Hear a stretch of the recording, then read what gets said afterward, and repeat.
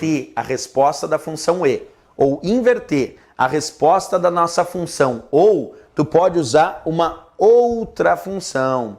Claro, porque a gente pode ir alterando os argumentos e mudando aí a forma de resposta. Tem uma função chamada não. Não. A função não, aqui dentro das planilhas de cálculo, ela inverte.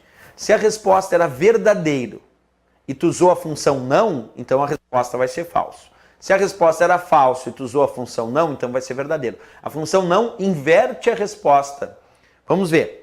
Qual é o resultado dessa função ou? Primeiro argumento falso, segundo falso, terceiro falso. Então a função ou só retorna falso se todos os argumentos forem falsos. Por isso deu falso como resposta. Então tu já sabe que o resultado desta função ou é falso. Mas agora eu vou usar uma função não e botar a função ou dentro da função não.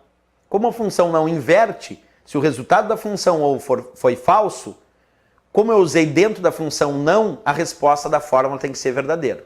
Vamos ver isso na prática? Olha lá na montagem. Antes aqui da nossa função ou, observa, eu vou escrever não. Não.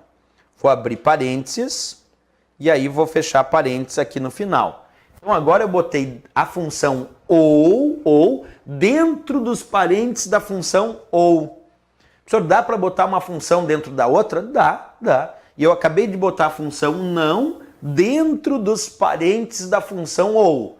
Como esta função ou retornou falso e ela está dentro da função não, a função não pega a resposta da função ou, que nesse caso foi falso, e inverte.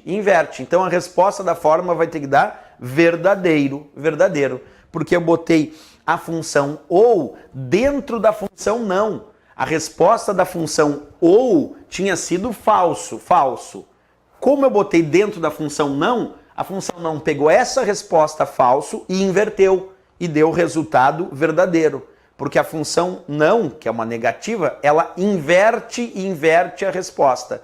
O resultado foi falso, a função não vai dar verdadeiro. Se o resultado tivesse sido verdadeiro, a função não retornaria falso, que a função não inverte a resposta original. Então tem que cuidar aí muito com essas fórmulas e funções de análise lógica nas planilhas. Desde a função se, que a gente já estudou, se for verdadeiro retorna um resultado, se for falso retorna outro, mas também temos a função e, que só retorna verdadeiro se todos os argumentos forem verdadeiros.